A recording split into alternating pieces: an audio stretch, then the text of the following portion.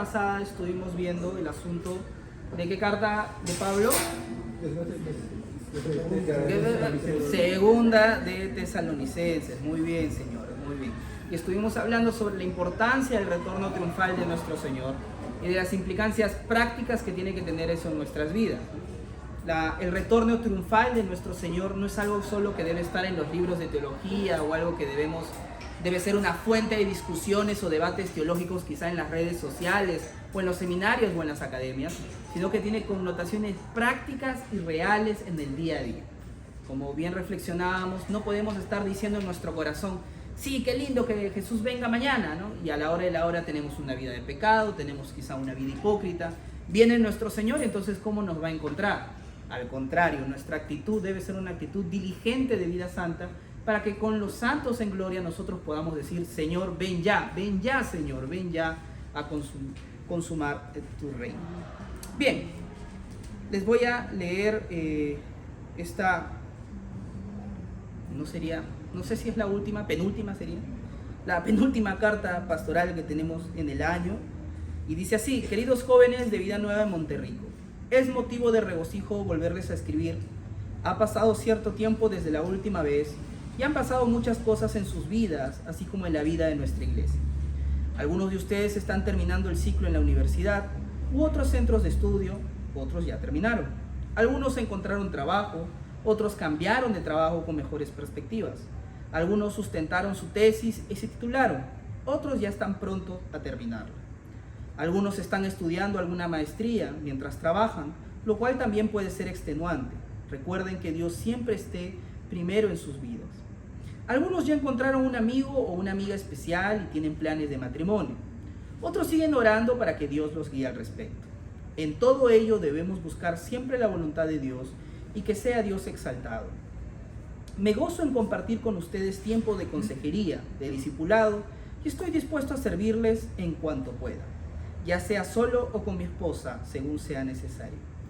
Como iglesia siempre seguimos creciendo en la fe, siendo diligentes de enseñar y aprender la sana doctrina, de tal modo que seamos una iglesia que tenga una base sólida fundada en la verdad de Cristo y su palabra.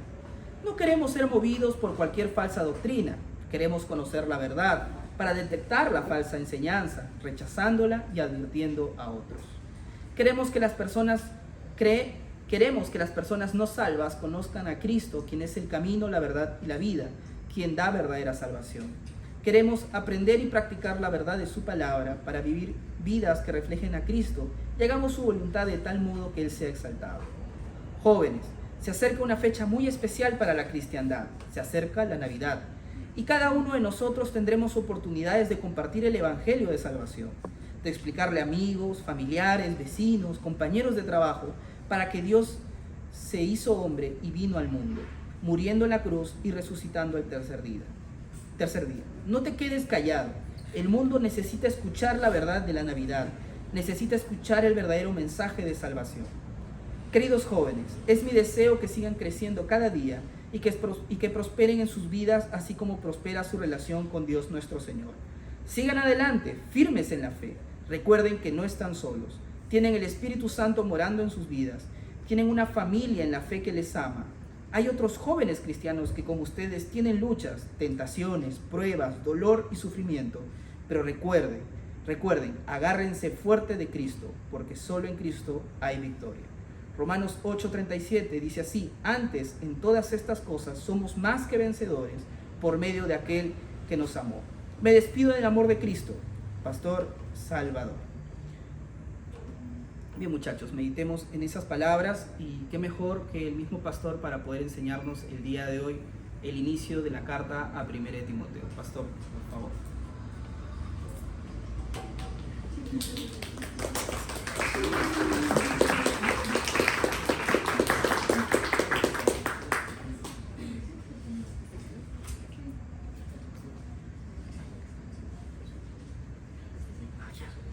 Ya. Al final, ya, listo. Ok. Bien, buenas noches. ¿Cómo están? Ese, bien. No, pero tiene que ser con ganas. ¿Cómo están? Bien. Ahora sí, a su edad y a mi edad, hay que responder con ganas. Bien, siempre hay noticias y cosas que están pasando y siempre hay buenas noticias para estar compartiendo realmente. Compartir el Evangelio de Cristo es una buena noticia, ¿no? La palabra Evangelio es buenas noticias. Bien, ustedes están leyendo, avanzando en las epístolas o en la vida del apóstol Pablo, las cartas que él escribió también, y han entrado a Timoteo, ¿no es cierto? A las 2 cartas de Timoteo. ¿Todos han leído primera epístola de Timoteo, capítulo 1 y capítulo 2? ¿Sí? ¿Todos hemos leído por ahí? Espero que sí. Y hemos visto algunas cosas interesantes ahí en la lectura de este libro. Y ustedes saben que Pablo tuvo una vida itinerante. Ahora, ¿por qué la vida de Pablo fue una vida itinerante? ¿Tienen alguna idea? Porque iba a varios lugares. ¿Y por qué su vida era itinerante? Era porque iba a varios lugares, sí, es una respuesta. Es que él era un misionero. Entonces, como leemos en la Biblia, él era un misionero y él hizo varios viajes misioneros, pero sus viajes misioneros no era que se iba una semana o iba quizás a un lugar y regresaba, sino que él se iba a una localidad, estaba un tiempo y luego se iba a otra localidad y luego se iba a otra localidad y duraban años su primer viaje misionero. Luego regresaba a la iglesia, al lugar donde fue enviado y después otro viaje misionero y así, ¿no? Que le demoraba bastante tiempo. Entonces, ese hecho de estar en una localidad, establecer una iglesia o no establecerla, o porque esa iglesia ya estuvo establecida, pero sí afianzarle la palabra de Dios y luego ir hacia otra iglesia, le permitió a él tener muchas ocasiones en las cuales él se despedía de las iglesias, ¿no? Se despedía, y nosotros sabemos que cuando uno se despide, pues dice palabras importantes, porque realmente no va a ver a la persona por buen tiempo, o en algunos casos no las vamos a volver a ver, o no sabemos si las vamos a volver a ver. Entonces decimos palabras muy importantes durante ese tiempo de despedida. Y una de las ocasiones en las que el apóstol Pablo se despidió fue a la iglesia que estaba en la ciudad de Éfeso. Y la ciudad de Éfeso era una ciudad importantísima. Estamos los días miércoles estudiando la carta a los Colosenses, ya estamos por acabar, 4 meses hemos estado ahí. Y era una ciudad que estaba cerca a Éfeso, pero era una ciudad pequeñita, ¿no? Junto con otras ahí alrededor. Pero Éfeso sí era una ciudad muy grande. Y era una ciudad en la que había bastante...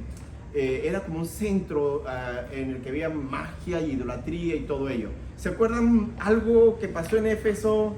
Tal vez si hago mi mano así, ¿se acuerdan un poquito alguno de ustedes? ¿Ay? ¿Nada? Grandes. Diana de los Efesios, ¿no se acuerdan? Y la gente gritaba y gritaba, grandes Diana de los Efesios, grandes Diana, cuando Pablo estaba predicando ahí, ¿no? Porque querían acallar lo que él estaba evangelizando y haciendo, compartiendo este mensaje de las buenas nuevas de salvación. Y entonces, al ser un centro de bastante idolatría, donde había bastante magia, ahí ustedes se acuerdan, había sacerdotes, claro, en el templo de la diosa Diana, pero también había personas que negociaban con esto, los artesanos, ¿no? Que hacían templecillos de la diosa Diana y ellos veían afectados sus ingresos.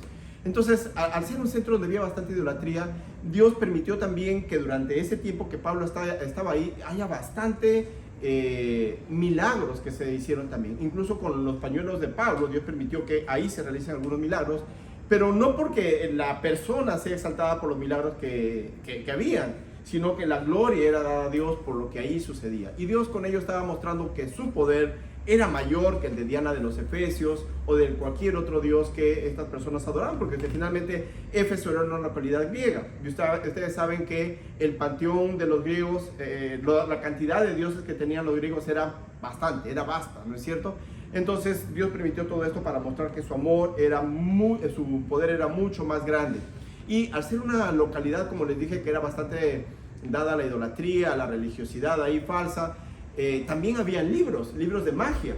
Y cuando estas personas llegaron a conocer a Cristo como su Salvador personal, ¿qué hicieron con esos libros de magia?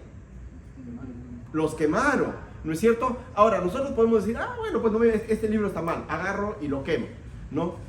En esa época tener un libro, imagínense, no había fotocopia, Gutenberg no había nacido, no se había inventado la imprenta. Entonces tener una copia de un libro era algo costoso, era algo muy valioso, y eso costaba si hacemos una comparación con nuestros días, eso costaba miles de soles. Y ese hecho de quemar todos esos libros de magia, no lo vendieron para recuperar algo, porque ellos sabían que esos libros estaban realmente en contra de la voluntad de Dios, ofendían a Dios. Dios rechaza la hechicería, la magia y todo ello. Entonces eso demostraba la conversión que había habido en sus corazones. Y Éfeso era una ciudad muy importante, Y había pasado ya Pablo entonces un tiempo que había estado con ellos, y luego Pablo, como era misionero, se despidió de ellos, se fue a otra localidad, y en algún momento él estaba dirigiéndose hacia Jerusalén, pero ustedes se acordarán también que fue advertido que él iba a pasar por una situación muy adversa en su vida, ¿se acuerdan? Y entonces fue advertido por ello, y nosotros sabemos que finalmente Pablo fue arrestado, fue encarcelado, fue llevado hasta Roma, iba a comparecer ante el mismo César. En ese momento el César era el emperador Nerón. Entonces él iba a pasar todo ello, y Pablo entonces se dirige a los hermanos en Éfeso para animarles en su fe, para alentarles en su fe. Y una de las cosas que Pablo les dice es lo que encontramos en Hechos 20:29. Hechos 20:29, Pablo les dice: porque yo sé que después de mi partida entrarán en medio de vosotros lobos rapaces, que no perdonarán al rebaño. Pablo, inspirado por el Espíritu Santo, les dice eso: porque yo sé que después de mi partida entrarán en medio de vosotros lobos rapaces que no perdonarán al rebaño. Y Pablo temía la llegada de falsos predicadores, de falsos maestros que iban a enseñar falsas enseñanzas, falsas doctrinas. Y pues pasaron 8 años y efectivamente eso es lo que sucedió. Al cabo de 8 años llegaron falsos maestros y estaban enseñando cosas que iban en contra de la voluntad de Dios. Entonces Pablo lo que hace es enviar a Timoteo para ordenar ahí un poco las cosas en la iglesia, aclarar esas enseñanzas falsas que se estaban diseminando ahí dentro de la congregación. Y Pablo le escribe una carta a Timoteo, y la carta que ustedes están leyendo en Timoteo, le escribe después otra carta más. La carta que están leyendo ustedes a Timoteo es en esas circunstancias en la vida del apóstol Pablo y en la vida del ministerio también del apóstol Pablo. Y les dio instrucciones ahí para que la iglesia se mantenga sana, para que se corrija de las enseñanzas falsas. Y si nosotros queremos tener una iglesia sana, una iglesia que no tenga enseñanzas falsas, una iglesia que crezca bien, que tenga una base sólida, porque para crecer algo necesitamos una buena base, ¿no es cierto? Cuando se va a construir un edificio, una de las primeras cosas que se pide es, en esta zona, una de las primeras cosas que se pide para tener la seguridad de que va a durar ese edificio y que se puede levantar alto, es un estudio de suelos. Ese suelo es arenoso, ese es un buen suelo, o es que se va a construir en 5 pisos y se va a hundir y finalmente va a colapsar. Entonces, la solidez es muy importante, y para que nuestra iglesia crezca y para que nuestras vidas crezcan también es importante que nosotros tengamos una base sólida. Vámonos ahora sí a 1 Timoteo, luego de entender el contexto en el cual se escribe esta carta. 1 Timoteo capítulo 1 versículos 1 al 11. En esta porción Pablo nos enseña que una iglesia puede crecer espiritualmente si la verdad se mantiene dentro de la congregación, si se basa en la verdad de la palabra de Dios. Estamos en 1 Timoteo capítulo 1, versículos 1 al 11, dice: Pablo, apóstol de Jesucristo, por mandato de Dios nuestro Señor y del Señor Jesucristo nuestra esperanza. A Timoteo, verdadero hijo de la fe, gracia, misericordia y paz de Dios nuestro Padre y de Cristo Jesús nuestro Señor. Como te rogué que te quedases en Éfeso cuando fui a Macedonia, para que mandases a algunos que no enseñen diferente doctrina, ni presten atención a fábulas y genealogías interminables, que acarrean disputas más bien que edificación de Dios, que es por fe. Así te encargo ahora. Pues el propósito de este mandamiento es el amor nacido de corazón limpio y de buena conciencia y de fe no fingida, de las cuales cosas, desviándose algunos, se apartaron a vana palabrería, queriendo ser doctores de la ley, sin entender ni lo que hablan ni lo que afirman. Pero sabemos que la ley es buena si uno la usa legítimamente. Conociendo esto, que la ley no fue dada para el justo, sino para los transgresores y desobedientes, para los impíos y pecadores, para los irreverentes y profanos, para los parricidas y matricidas, para los homicidas, para los fornicarios, para los sodomitas, para los secuestradores, para los mentirosos y perjuros, y para cuanto se oponga a la sana doctrina, según el glorioso evangelio del Dios bendito, que a mí me ha sido encomendado. Y Pablo aquí, si se dan cuenta, él está hablando de la importancia de la verdad. La iglesia, para que florezca, para que crezca, para que se mantenga firme, necesita algunos elementos que en el transcurso de esta carta ustedes van a ir descubriéndolo. Y el primero de ellos es la verdad. La verdad es indispensable, es básico, es fundamental tener la verdad en la palabra de Dios, fundamentarnos en la palabra de Dios. Y hoy lamentablemente hay poco aprecio por la verdad. hay poco aprecio por la verdad y podemos apreciarlo en que la gente tiene poco interés realmente en descubrir, en analizar, en el examinar si lo que está escuchando tiene sana doctrina o no, si realmente tiene una buena base bíblica, si es un texto dentro del contexto o ha sido sacado fuera de su contexto. Y ustedes saben que Internet es una red y uno puede entrar ahí y uno puede buscar información, pero puede encontrar de todo, ¿verdad? Puede encontrar información correcta como información incorrecta, ¿no? O en la televisión mismo, hay a veces canales de televisión tipo, por ejemplo, Enlace. ¿Alguno de ustedes ha escuchado, ha visto Enlace? Eso es de todo, ¿no es cierto? Ahí pueden escuchar diferentes tipos de cosas, no solamente con diferentes posiciones doctrinales que a veces puede haber dentro de iglesias cristianas fundamentales, sino herejías van a escuchar ahí, ¿no? Y hay que tener mucho cuidado. Y no solamente Enlace, a veces también algunas radios, ¿no? Porque tal vez las personas no están viendo tele, pero están escuchando. Y hay algunas radios que igualito, ¿no? Comparten de todo. Y no todo porque escuchemos que mencionan algún texto bíblico, ya es la palabra de Dios. Pero tenemos que analizar nosotros si realmente lo que se está diciendo es una correcta enseñanza de la palabra de Dios. Si ustedes recuerdan, se hace un elogio a la iglesia de Berea. ¿Por qué?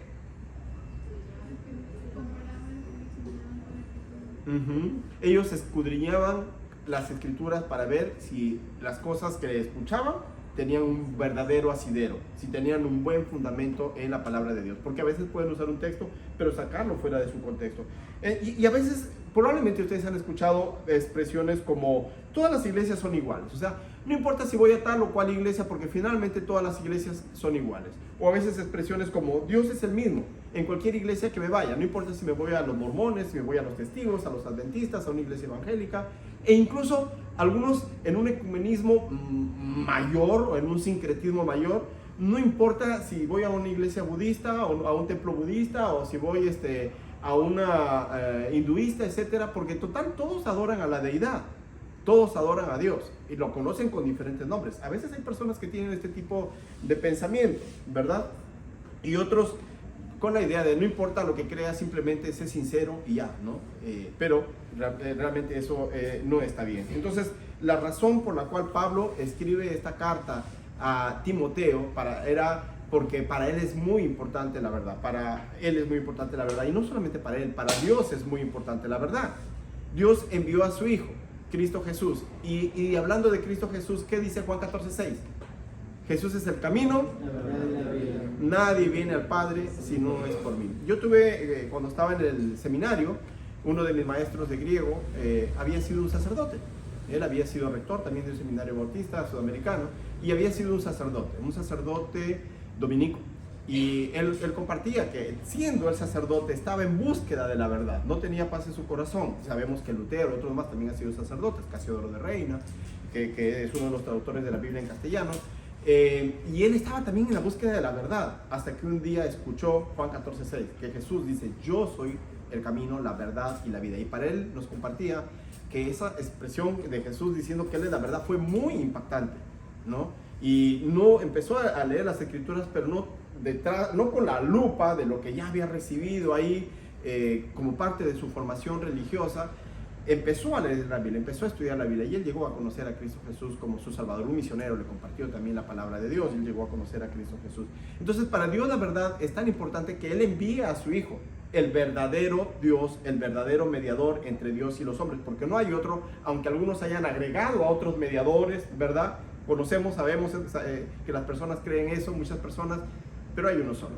Para Dios la verdad es tan importante que tomó 1500 años en que la verdad completa sea redactada, la palabra de Dios, ¿no es cierto? Desde que se escribió el primer libro hasta el último pasaron 1500 años aproximadamente. Entonces, si a Dios le importa la verdad, a nosotros debe importarnos también.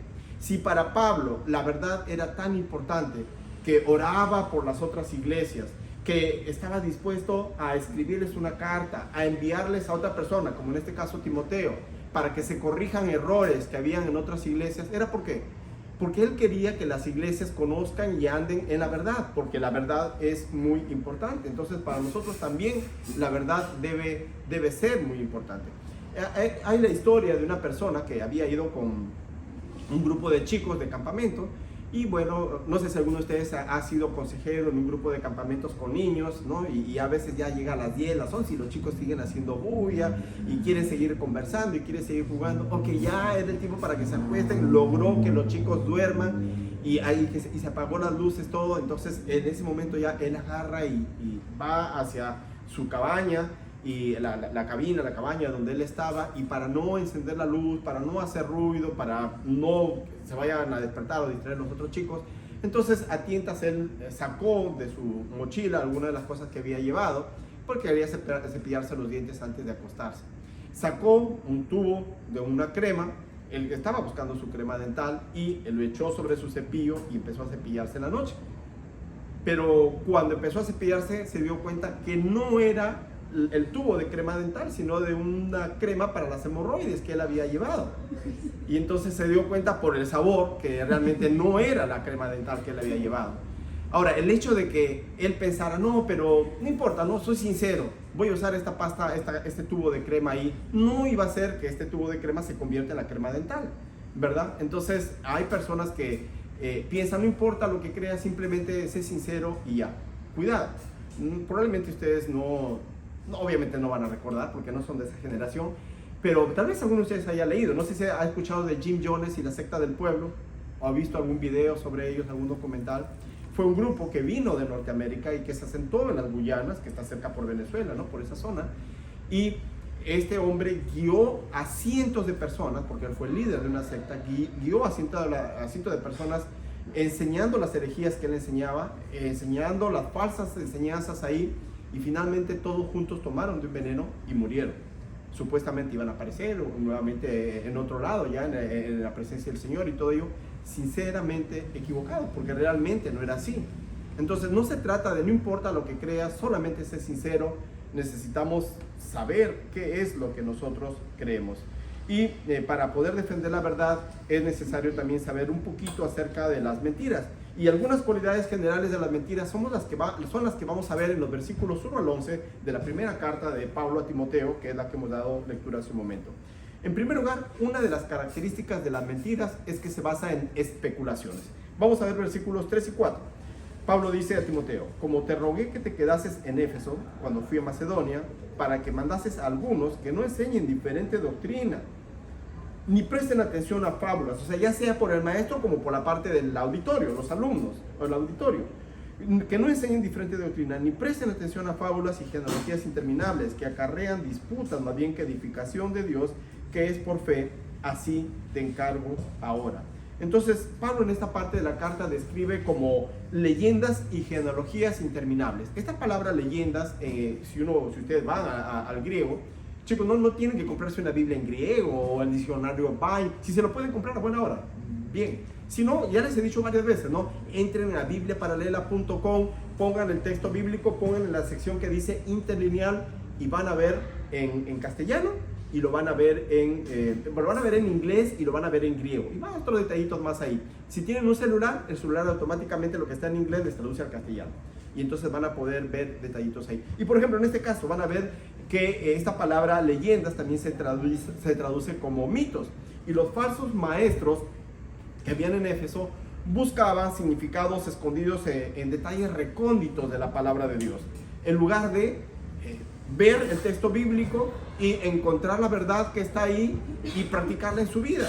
O en todo caso, si estaban en una posición de enseñar como maestros, vamos a decirlo ahora como un maestro de escuela dominical, un líder del ministerio, encontrar la enseñanza del texto bíblico y compartirlo con otros. Pero lo que ellos estaban haciendo es buscar significados escondidos ahí en detalles recónditos de la palabra de Dios.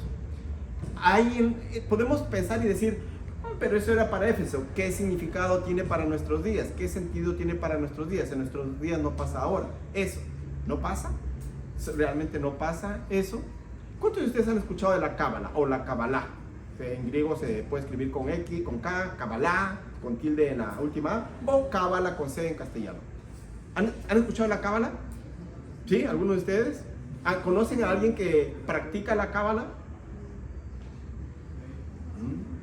Ok, Madonna, por ejemplo, ¿no? Practica la cábala.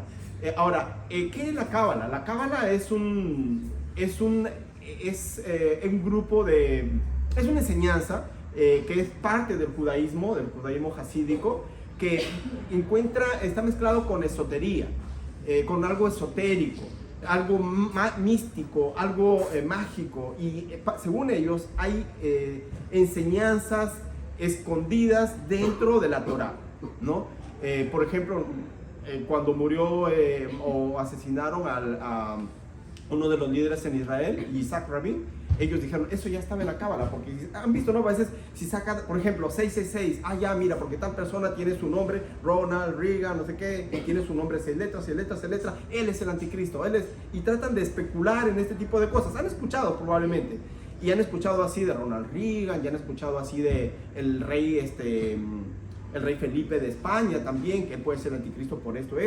Entonces, este tipo de personas especulan, cogen el texto bíblico, pero para hacer especulaciones y tratar de encontrar un significado escondido ahí, ¿no? ¿Cómo apareció el adventismo?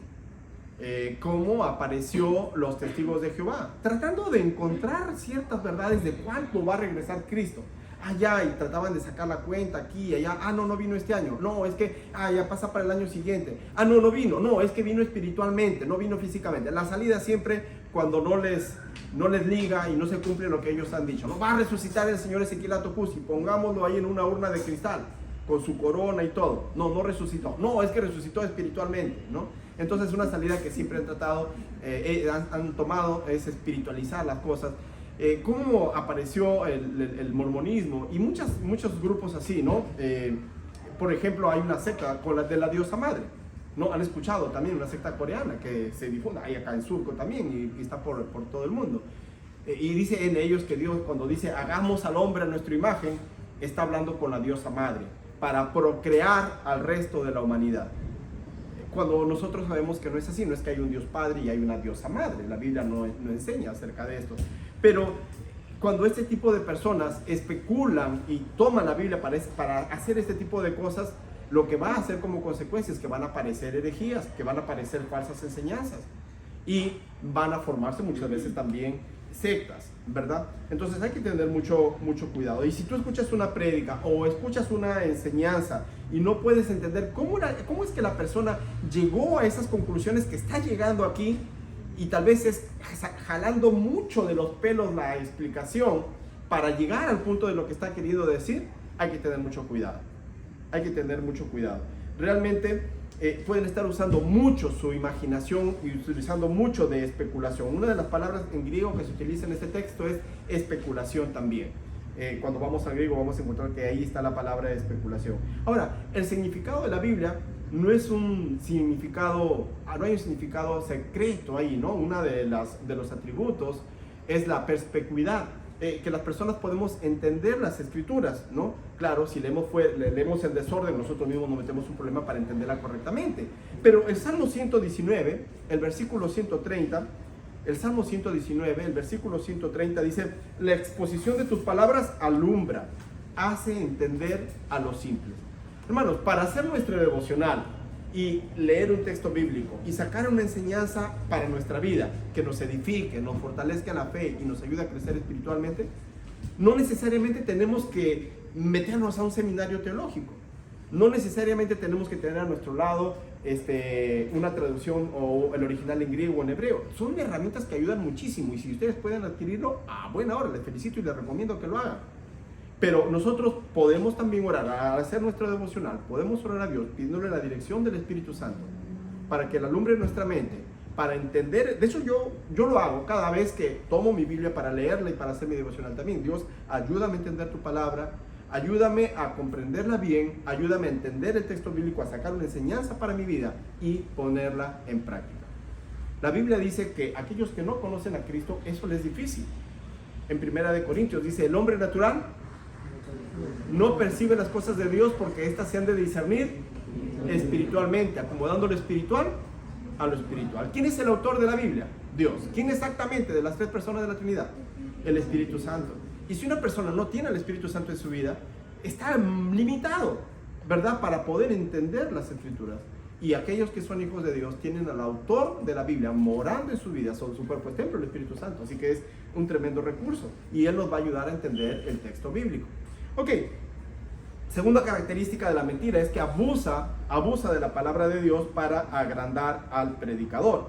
1 Timoteo capítulo 1, versículos 5 al 7. Dice, pues el propósito de este mandamiento es el amor nacido de corazón limpio y de buena conciencia y de fe no fingida, de las cuales cosas, desviándose algunos, se apartaron a vana palabrería, queriendo ser doctores de la ley, sin entender ni lo que hablan ni lo que afirman. Entonces recuerden, la segunda característica es que abusan de la palabra de Dios para agrandar al predicador. Y como está describiendo el versículo 7 aquí, estos falsos maestros se presentan como si tuvieran un gran conocimiento o algún conocimiento ahí, pero muchas veces no saben de lo que están hablando y tuercen las escrituras, tergiversan la palabra de Dios y sienten la necesidad de ser halagados, de ser reconocidos y creerse muchas veces importante y recibir cierto reconocimiento de otras personas. ¿Han escuchado hoy en día de algunos que dicen que son apóstoles? ¿O han escuchado de algunos hoy en día que dicen que son profetas? Nosotros creemos que hoy en día no hay apóstoles modernos, hoy en día no hay profetas, creemos que la palabra de Dios está completa, ¿verdad? En un sentido extendido, porque la palabra apóstol significa enviado. En un sentido extendido, podríamos decir que un misionero podría ser como un apóstol, porque ha sido enviado, va a otro lugar a establecer una nueva iglesia, a compartir la palabra de Dios como misionero. Pero en el sentido estricto, como vemos en el Antiguo Testamento, los apóstoles que estuvieron con Jesús y que encontramos ahí en la iglesia primitiva, hoy en día ya no hay.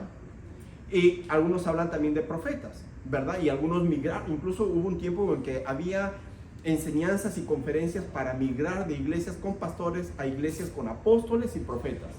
Y dicen que si no hay estos cargos, es una iglesia que no está completa. Y a esto algunos le llaman el ministerio quíntuple, ¿no es cierto? Tomando ahí el libro de Efesios capítulo 4. Ahora, ¿cómo empezó toda esta herejía? Con una mujer. No digo que las mujeres plantan herejía, porque los hombres también, que son las mujeres, porque los hombres también, ¿no? Empezó con una mujer hace muchos años y ellos hablaron de la restauración del ministerio quíntuple. Y nosotros creemos que hoy en día no hay un profeta que el Señor me ha dicho que te diga tal cosa y poner esa declaración a la altura de la palabra de Dios, como que lo que están diciendo también es palabra de Dios. Entonces la Biblia ya no es la absoluta y única palabra de Dios, solo la palabra de Dios. ¿Se acuerdan de las solas, de las 5 solas? Nosotros creemos que solamente la Biblia es la palabra de Dios, y la Biblia misma, hablando de ella, dice que tenemos en ella la palabra profética que bien hacemos caso si prestamos atención a ella. Otras personas, conozco de personas que han compartido que en algún lugar, que estuvieron en un lugar y le dijeron, por ejemplo, el Señor me ha dicho que no te pague, habían hecho un trabajo musical para una determinada iglesia, y luego cuando fueron para que le paguen, les dijeron, el Señor me ha dicho que no te pague porque tú estás en pecado. Y dice, yo no estoy en pecado, ¿no? Y no le quisieron pagar por su trabajo. Eso es muy subjetivo, ¿no? Un teólogo también cuenta de un hombre que fue y le dijo a una chica, el Señor me ha dicho que te cases conmigo. Utilizó a Dios para decirle a la chica, el Señor me ha dicho que te tienes que casar conmigo. La respuesta de la chica fue sabia, fue interesante, porque la chica le dijo, el Señor a mí no me ha dicho nada, ¿no? Interesante, ¿no? Entonces, claro, porque decir este tipo de cosas es muy subjetivo, así como los sueños y este tipo de cosas, ¿no? Entonces tenemos la palabra profética más segura. Y muchas veces estas personas buscan algún tipo de reconocimiento. El apóstol, el profeta. Si buscan en internet, hay algunos que hasta aparecen, por ejemplo, los salmistas. Hasta algunos han aparecido con los querubines, ¿no? Sí, ya han sacado hasta estos grados o tipos, los querubines, ¿no? Y ya suena bastante jalado de los pelos para nosotros, ¿no? Y algunos no. Tienes que tener la cobertura de cierto apóstol para que desarrolles tu ministerio, o para que desarrolles tu ministerio en cierta área ministerial o pastoral, necesitas tener la cobertura de tal o cual apóstol, porque si no, tu ministerio no tiene ningún sentido. Y ellos ven que si tienen la cobertura de tal o cual, es como que si dijera, ok, soy un instituto o una universidad que tengo la oportunidad de decir a nombre de la nación. O sea, ese es el referendo, ¿no? En lo cual ellos se basan para que sí, está bien, y las cosas están correctas. Y entonces ellos dicen, tengo la cobertura de tal o cual. Y ellos les gusta tener cierto tipo de reconocimiento, les gusta tener halagos muchas veces. Y hay que tener cuidado, porque muchas veces realmente ni siquiera han tenido formación teológica. Investiguen un poquito acerca del fundador de la secta de los Testigos de Jehová. Este hombre cogió la Biblia quitó algunos versículos del Nuevo Testamento, algunos de ellos los cortó, le quitó algunas porciones ahí y algunos otros los cambió, simplemente cambiar un orden de la palabra uno por otro, y eso ya hace que se cambie todo el sentido de lo que está diciendo. Ustedes saben que a veces hasta simplemente hacer una pausa con una coma ya le cambia el sentido a la expresión de lo que se está diciendo. Bien, aquí simplemente cambiaron una palabra por otra, hicieron cosas así. Ahora, investiguemos, ¿este señor realmente estudió griego o estudió hebreo? Porque luego hizo su traducción del Nuevo Mundo. No lo hizo, ¿no? Entonces muchas veces ni siquiera hacen un estudio serio, no tienen una formación teológica, pero sin embargo les gusta ser reconocidos. Y lamentablemente en internet hay de todo. También hay falsas universidades o falsos centros superiores que venden títulos, ¿no? O que, vamos a darte un doctorado o vamos a darte un PhD. ¿Cuántos años tienes de ministerio? Ya te reconocemos por tanto tiempo de estudio. Y no, o sea, no hay seriedad para emitir un grado académico que demanda realmente estudio, esfuerzo, preparación para tener una buena formación teológica, ¿no? Entonces, pero este tipo de personas no están dispuestos a ello, porque lo que quieren es simplemente un reconocimiento. Y como dice el texto, lo leemos de nuevo, versículos 5 al 7, pues el propósito de este mandamiento es el amor nacido de corazón limpio y de buena conciencia y de fe no fingida. A veces no es una fe genuina la que hay en sus corazones, no hay una conciencia limpia en sus corazones. Muchas veces están predicando este falso evangelio de la prosperidad, cuando los que están prosperando económicamente, ¿quiénes son? Son ellos. ¿A costa de quién? De nosotros, ¿no? De a quienes nos están utilizando. Y como lo he dicho varias veces, Dios ya nos había advertido, diciendo que muchos se amontonarán porque quieren escuchar lo que les digan. No quieren escuchar un evangelio que les diga tienes que arrepentir de tus pecados. No quieren escuchar enseñanzas que les digan tienes que andar en santidad para agradar al Señor. Si realmente eres hijo de Dios, tienes que buscar la santidad en tu vida. Tienes que ser humilde. Tienes que soportar las pruebas, luchar contra las tentaciones. No, quieren escuchar lo que ellos quieren para sentirse cómodos, como una conferencia sobre coaching, ¿no? Sobre entrenamiento, sobre motivación. Eso es lo que quieren. Ok, eso es lo que quieren, eso te voy a dar. Entonces algunos tienen este tipo de pensamiento. Y luego pues van a usarlos y van a vender libros como Tu mejor momento es ahora, ¿no? Y otros libros de este tipo que son motivacionales realmente. Y realmente no tiene sustento doctrinal, firme. Pero la gente a veces sale motivada, ¿no? Como que he escuchado, no sé, a Paul Coelho o no sé, a Jaime Lertor, a cualquier otro que hace coaching motivacional y ya. Pero ese no es el propósito de la iglesia, ni es el propósito de un predicador, ni de un maestro bíblico, sino más bien nuestro propósito es enseñar la palabra de Dios. Entonces hay que tener cuidado, porque estos maestros buscan esto, buscan ser reconocidos. El texto continúa diciendo en el versículo 6, de las cuales cosas desviándose algunos se apartaron a vana palabrería, queriendo ser doctores de la ley, sin entender ni lo que hablan ni lo que afirman. No tienen base para lo que están enseñando y son cosas jaladas de los pelos. Han escuchado ustedes, ¿no? De la confesión positiva, ¿no? De esta enseñanza de fe en la fe, decláralo para que lo recibas. Si vamos a investigar un poquito más atrás, esto tenía ya en asidero mucho más atrás, enseñaba antes esto, ¿no? Con Napoleón Hill y todo esto del pensamiento positivo, y ustedes tal vez han visto a personas que hacen ese tipo de coaching, no más que luego le metieron algunos versículos bíblicos, ¿no? Y lo mezclaron ahí con enseñanzas bíblicas, y entonces ya, según ellos, ya tiene una base bíblica, ¿no? Y entonces el Señor ha dicho esto, y ha restaurado este poder para aquellos que han conocido a Cristo como su Salvador personal, para que tengan el poder como lo tiene su Padre Celestial, que decretó, hágase la luz, produzca la tierra seres vivientes, y ahora ellos a ser hijos de Dios. Entonces tienen ese poder que tiene su Padre Celestial también para declarar cosas. Entonces han sacado textos fuera de su contexto para querer dar base a sus enseñanzas falsas, como dice el texto, que realmente se han desviado de la fe. La tercera característica de la mentira, y la última, es que lleva al legalismo. 1 Timoteo capítulo 1, versículos 8 al 11, versículos 8 al 11, dice: pero sabemos que la ley es buena si uno la usa legítimamente, conociendo esto, que la ley no fue dada para el justo, sino para los transgresores y desobedientes, para los impíos y pecadores, para los irreverentes y profanos, para los parricidas y matricidas, para los homicidas, para los fornicarios, para los sodomitas, para los secuestradores, para los mentirosos y perjuros, y para cuanto se oponga a la sana doctrina, según el glorioso evangelio del Dios bendito, que a mí me ha sido encomendado. Entonces los falsos maestros que tenía que refutar Timoteo ahí en Éfeso estaban fascinados con el Antiguo Testamento. Ahora, la ley tiene una función. ¿Cuál es la función de la ley? No estoy hablando de la ley, el Código Civil peruano, el Código Penal peruano, la Constitución de la República. No, de la ley del Antiguo Testamento, de la ley que encontramos ahí. Que le muestre mi pecado. Que le muestre mi pecado. Que le muestre su pecado de Diego, dice, ¿no? Que nos muestre nuestro pecado. ¿Alguien más tiene otra idea? Nuestra naturaleza pecaminosa, la hermosa. Que nos muestre, con otras palabras lo mismo, que nos muestre nuestra naturaleza. Muy bien, ¿alguien más tiene otra idea? Ese era el propósito de la ley, o el propósito de la ley era salvarnos. ¿No? ¿La ley tenía poder para salvarnos? No. La ley lo que hacía era mostrar nuestra naturaleza pecaminosa, como han afirmado ustedes dos. Es como cuando ustedes entran a un cuarto y ustedes no saben, digamos, porque es de noche y está a oscuras, y entonces hay cosas ahí, ustedes no saben qué es lo que hay en el cuarto, si está vacío, o si hay cosas ahí están ordenadas, o si hay cosas ahí están desordenadas y ustedes se pueden tropezar, ¿verdad? Entonces cuando ustedes entran y no quieren tropezarse, no quieren caerse, ¿qué es lo primero que hacen?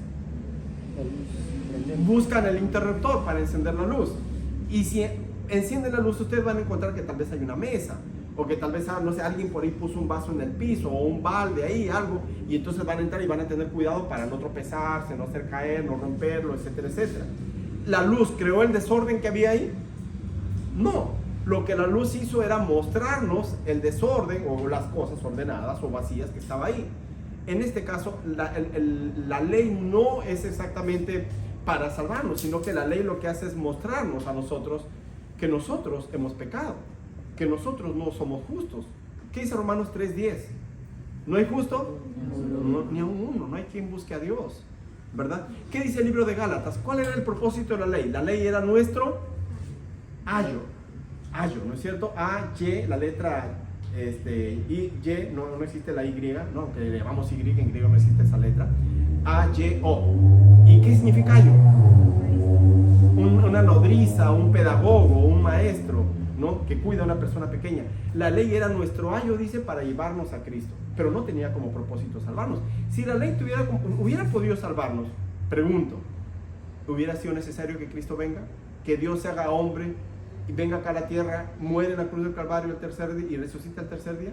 No, simplemente si había esa posibilidad le hubiera dicho, hagan esto, esfuercen, pónganle punche, sigan adelante, ¿no? Y etcétera, etcétera, y lo van a lograr. Pero no, la ley lo que tenía como propósito era mostrarnos que nosotros somos pecadores. Y como dice el texto, conociendo esto, que la ley no fue dada para el justo, sino para los transgresores, ¿no?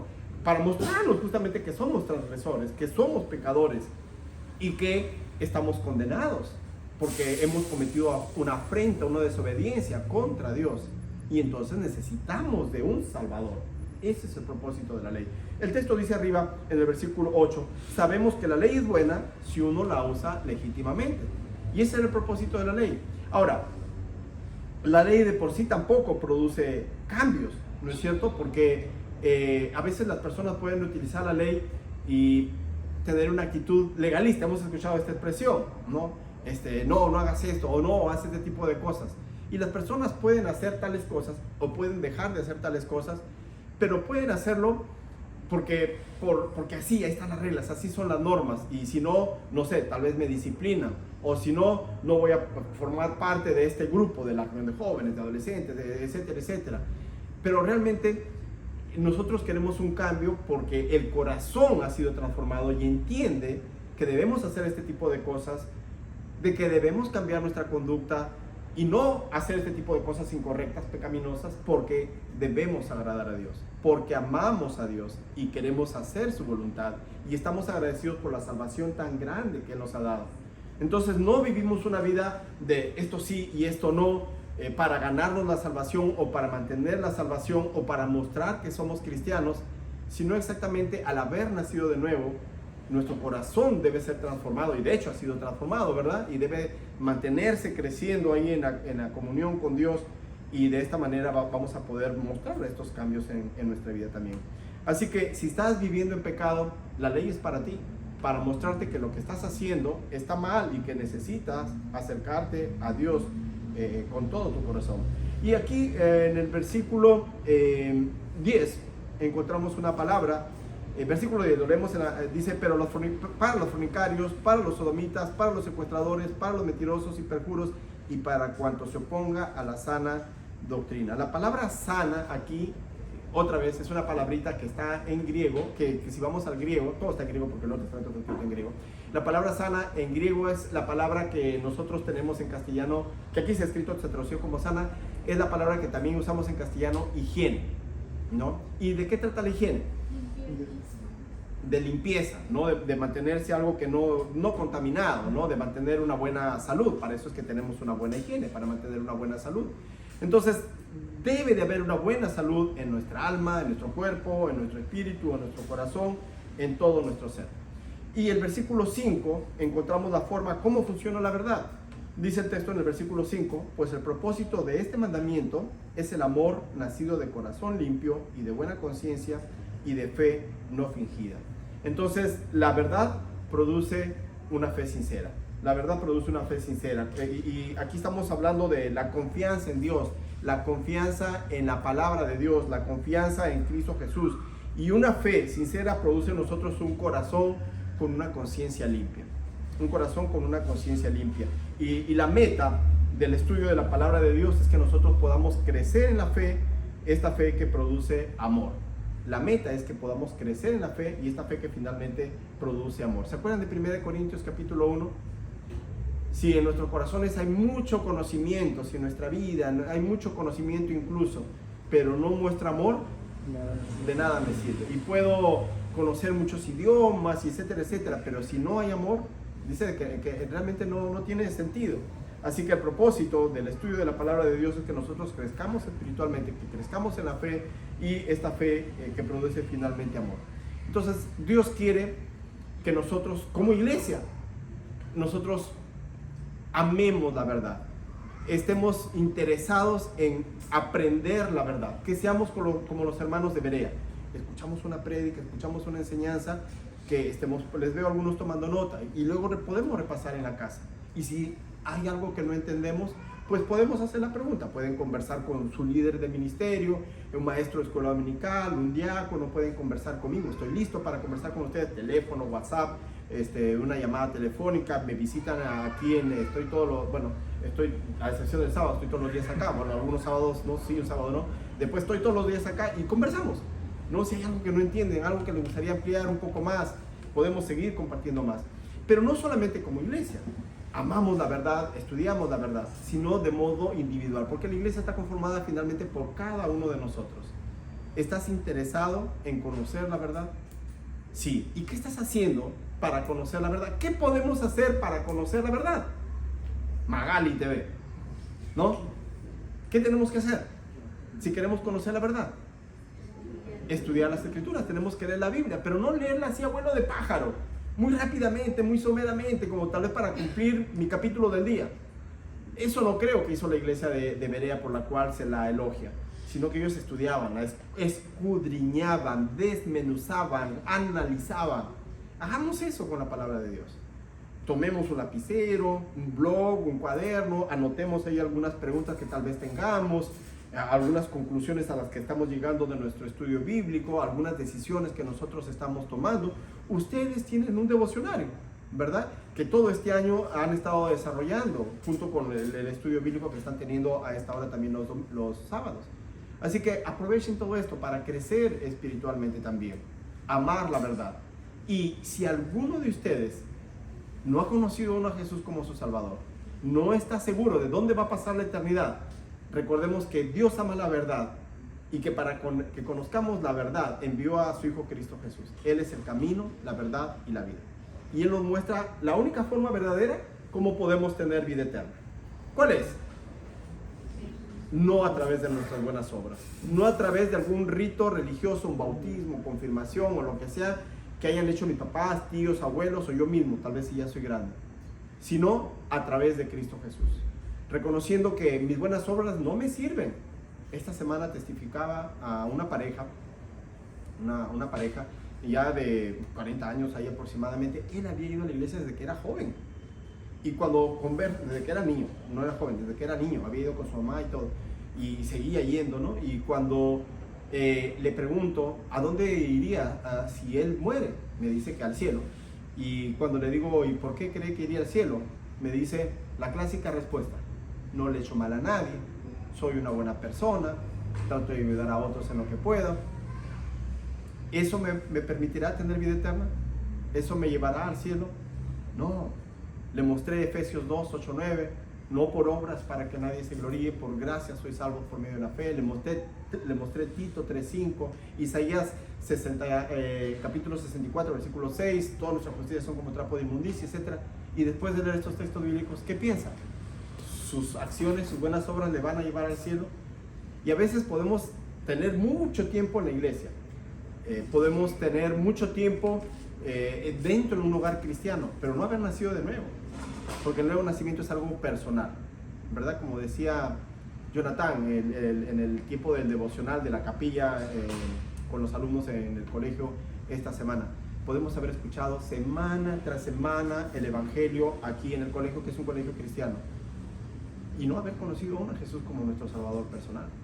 Así que si no estás seguro tú dónde vas a pasar la eternidad, es buen tiempo para que ahora reflexiones. ¿Estás seguro dónde vas a pasar la eternidad? Solamente hay dos lugares de eternidad: o el cielo o el lago de tormento. No hay otro lugar intermedio, ni reencarnaciones, ni purgatorio, no hay. Eso no está en la Biblia, eso no es verdad. La Biblia dice que está establecido que el hombre muera una vez y después de esto el juicio. Por cuanto todos pecaron y están destituidos de la gloria de Dios. O sea, no con Dios en el cielo, destinados al infierno. Y cuando Jesús vino acá a la tierra, Dios se hizo hombre, Emmanuel, Dios con nosotros, fue para morir en la cruz del Calvario, cargando tu pecado y el mío, pagando el precio de nuestro rescate para no ir a la condenación al infierno, sino poder tener vida eterna con Dios, para que vivamos con Dios por la eternidad. No nos hace salvos automáticamente. Nosotros tenemos que examinar nuestras vidas y vamos a encontrar que hemos pecado con palabras, pensamientos, acciones. Tenemos que reconocer entonces delante de Dios que hemos pecado, pedirle perdón a Dios por haber pecado contra Él, arrepentidos de corazón, y confiar, depositar nuestra fe en Cristo Jesús y en nadie más, porque Él es el camino, la verdad y la vida, porque hay un solo Dios y mediador entre Dios y los hombres, en el único que podemos confiar nuestra fe para ser salvos. Y si le decimos así a Dios, nosotros vamos a nacer de nuevo y ser hijos de Dios, porque el que tiene al Hijo tiene la vida, tiene vida eterna. Así que si no has conocido a Cristo Jesús, es buen tiempo para que hoy te acerques a Dios arrepentido, le pidas perdón por tus pecados y confíes en Jesús como tu Salvador. Habrás conocido a la verdad en tu vida y crece espiritualmente leyendo tu Biblia cada día, orando a Dios, congregándote para que puedas seguir creciendo espiritualmente. Y si eres hijo de Dios, no te olvides de leer tu Biblia, de hacer tu devocional cada día, para que puedas conocer cada día más y más. Y no te quedes solamente con la leche espiritual, como dice la Biblia, ¿verdad? Sino que puedas comer comida sólida, ¿no? Y puedas entender y conocer cada día más de la voluntad de Dios. Amén. Vamos a orar. Padre amado, gracias por tu palabra, Señor. Eres tan bueno que nos has salvado y nos has dejado las Escrituras, la expresión de tu voluntad, Señor, donde nos revelas quién eres tú, cuál es tu voluntad para cada uno de nosotros, cómo podemos ser salvos también y qué es lo que espera en el futuro. Amado Señor, te pido por los jóvenes que en esta noche están escuchando tu palabra. Si alguno de ellos aún no es hijo tuyo, obra es nuestro deseo, Padre, con tu Santo Espíritu en sus corazones, produciendo regeneración para vida eterna. Y si ya son hijos tuyos, ayúdales a crecer cada día más. Que al terminar este año, que faltan poquitos días, haciendo una comparación con el año pasado, pues hayan crecido más y sean un poquito más conforme a la imagen de Cristo Jesús. Y que para el próximo año sean un poquito más reflejando la imagen de Cristo Jesús en sus vidas. Te lo suplico, mi Dios amado, que amemos tu palabra y con expectativa nos acerquemos a ella al hacer nuestro devocional para conocerte cada día más. Y nos congreguemos buscando conocerte cada día más. Oramos, Señor amado, en el nombre de Cristo Jesús. Amén. Gracias, chicos. Néstor.